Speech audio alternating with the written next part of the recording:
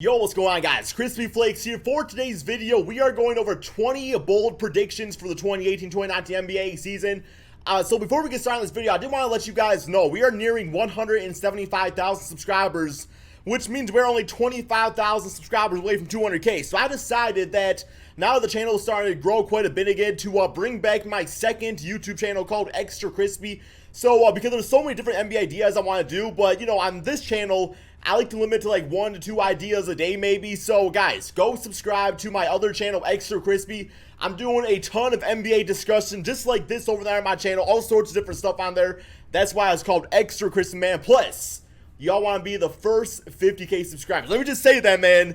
You want to be the first 50K subscribers. More on that later on. So yeah, guys, link to that in the description below or the pinned comment of this video. Let's go ahead though and get started on this. 20 bold predictions. Basically, man, this is an article by Nathan here. I have a buddy named Nathan Basketball. New, you guys might know him. He actually edits for a guy that has like 3 million subscribers now, so that's kind of cool. But yeah, so we're going to go through these, see if we agree with these bold predictions, why we agree or disagree. So let's go and get started on that. First one we have is the Memphis Grizzlies trade away Mike Conley and Marc Gasol. Now, personally, for me, I'm kind of like in two different boats on this because on one hand, I can see why this is a good move because as of right now, as constructed, yes, Mike Conley and Marc Gasol are good players, but as they're built, this team's not going to win the Western Conference, plain and simple. I mean, yes, I do think they'll be a good team if everybody's healthy, but not a great team. So for that reason, man, they're not going to do it. So on the other hand, though, it's like we don't know what Jaren Jackson Jr. is going to be exactly. He might end up being an NBA star. So if he ends up playing like that, then you have the supporting cast, you know, of Marc Gasol, Mike Conley, Dylan Brooks, and other guys on that team. So I don't know, man, because the reason they were so bad last season was because both these guys were injured. So when they're back, like, I mean, Marc Gasol wasn't injured like the whole entire season, but a good portion of it and stuff like that. I don't know, man. Mike Conley, definitely like a solid like 18.7, 8 assist point guard out there. I would like to see this team give it 1 year just see exactly what they can do on there. If it's nothing great, then I guess, you know, go a different direction. Next up, we have Kawhi Leonard stays up north following a big year. So I do expect Kawhi Leonard to have an awesome year. The reason is because he's on a contract year, so those man's want to go out there, ball out, play an MVP, and I think he will. I honestly don't expect him to stay at the Toronto Raptors. Now, if he goes out there and they somehow win an NBA championship, it's a different story. But Kawhi Leonard is very silent. He's a very silent guy, and I think in his head he knows exactly where he wants to be. So chances are, unless this, you know, these people can really win him over, you know, the fans and everything like that, I expect him to be gone. I don't know where to. I mean, the Lakers, Clippers, maybe a team like that. But we all know the Raptors were not on like the list of the teams he wanted to join. So it's going to take a lot of convincing, but who knows if they get it done. The Warriors complete their second straight final sweep. Now, when they say that, are you talking about like sweeping the playoffs like 16-0, or are you talking about just like sweeping the finals as is? I do think they're getting back to the finals. I feel like Boston and Philadelphia could get a game on them. I mean, like, you know, LeBron James and the Cavaliers last time around, that team was just garbage. They had LeBron James and a whole bunch of role players. I do think a well-constructed team like the Boston Celtics, 76ers, Toronto Raptors, Indiana Pacers, I think they could get a win against them. I'm sure there's other teams out there that could do it too. Luka Doncic and Dennis Smith set the league on fire. No, I don't think that's going to happen this season. Now, in a few seasons, yes, I think that's going to be one of the better backcourts in the NBA, you know, just from an offensive standpoint and playmaking standpoint. But Luka Doncic, he is going to have some rookie pains out there. He will be a good NBA rookie, but I don't expect him to be great. At least, you know, 2 or 3 seasons on the road once he gets the NBA tempo, you know, under him and stuff like that. The Celtics trade for Hassan Whiteside. I'm trying to think who they would trade away. Because from the Celtics standpoint, like Hassan Whiteside, how many years has he got left on his contract? It's only like 1 year or something like that. So I can't imagine the man has too much trade value. Like, would you give up a Jaylen Brown or somebody like that? I don't see the Boston Celtics doing that. Maybe a Terry Rozier if they can somehow sign Kyrie Irving to a longer extension or something like that. But I know at the back of their minds they kind of want to hold on to him because, you know, Kyrie's talking about going to the Knicks. In that case, you want Terry Rozier. I don't think the Celtics absolutely need a Hassan Whiteside unless it's for a really, really good price out there. Our next up, we have the Sacramento and Phoenix finally show some life with their explosive duos. I'm expecting DeAndre Ayton to be Rookie of the Year. I think him and Devin Booker, that's going to be really fun to watch. The Sacramento Kings, they do have Marvin Bagley on that team. I kind of compare him to like a Julius Randle, maybe like a Zach Randolph type of player where I do think Marvin Bagley is going to put up stats. I don't necessarily think it's going to translate into wins right away, but hopefully they show some sort of promise going forward. I mean, they got tough schedules because they're in the Western Conference. The Russ and PG duo fails to lead OKC to the playoffs. No, come on, man. Like, they were balling out at the end of the season. They no longer have Carmelo Anthony on their team.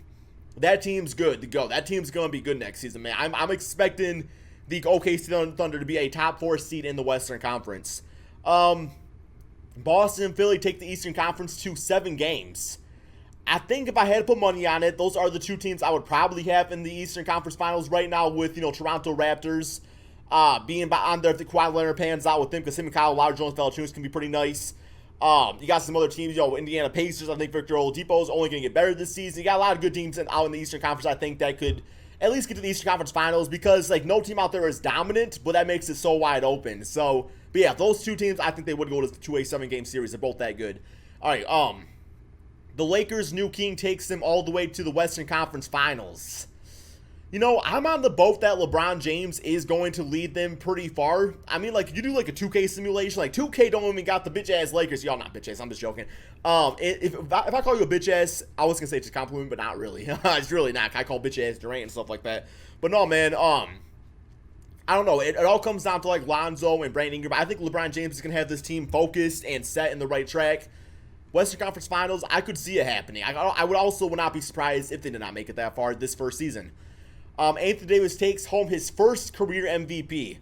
You look at that last one. If LeBron James takes this young Lakers team that far, then I gotta say LeBron James wins another MVP.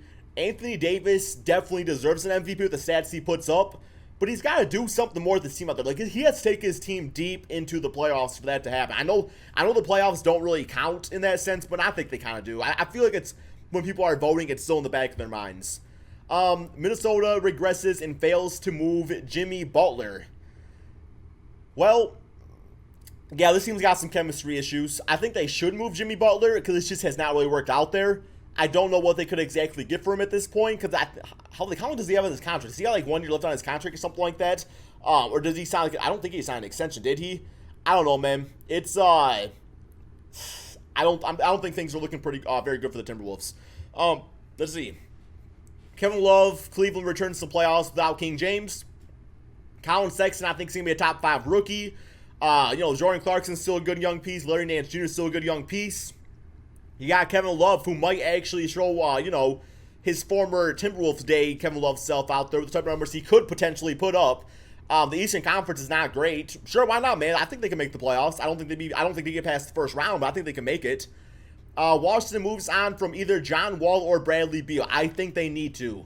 And while I think they would move Bradley Beal before John Wall, I think personally for me, I would rather have Bradley Beal. And I wish, Washington Wizards, please call up my Detroit Pistons. Like, Blake Griffin with John Wall would be nice. Or Blake Griffin with Bradley Beal. We'll make a swap, man. Please, man. Please.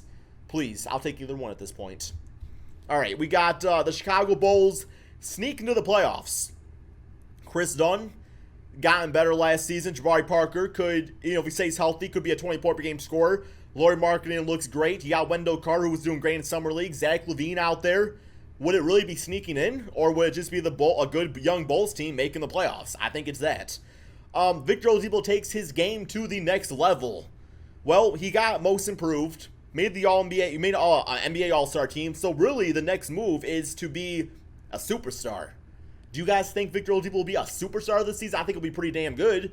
I'm expecting probably around a 25 points per game, 6 assists, 6 rebounds, something like that. I'm expecting a big-time scorer this season, though. The New York Knicks begin the building block of a dynasty. Okay, so I don't know what exactly means by that, but what I do know is Kristaps is going to be out for most of the season with that big-time injury he had last year. I'm expecting the team to tank this season, get a really good draft pick, try to get Jimmy Butler and Kyrie Irving next NBA season. Then all of a sudden you have, Kristaps, Kevin Knox, Kyrie, Jimmy, and whatever that lottery pick would be. That's what I'm expecting.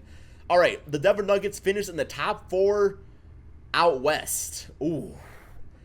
I'm rooting for Isaiah Thomas. I want to see him have a really good season. I don't know why. It seems like people like to hate on this man. I don't. I'm rooting for him. I love Jokic. Jokic is probably my favorite NBA player right now. Top 4 team, I mean, you know, with Michael Porter, if he even plays, and if he does, like how well he does out there with Isaiah Thomas. I mean, the team was 1 game out of the Western Conference last season, so I think this team's goal simply needs to be to make the playoffs. Top 4 seed, a little far-fetched. I'm thinking more like a top 6 or 7.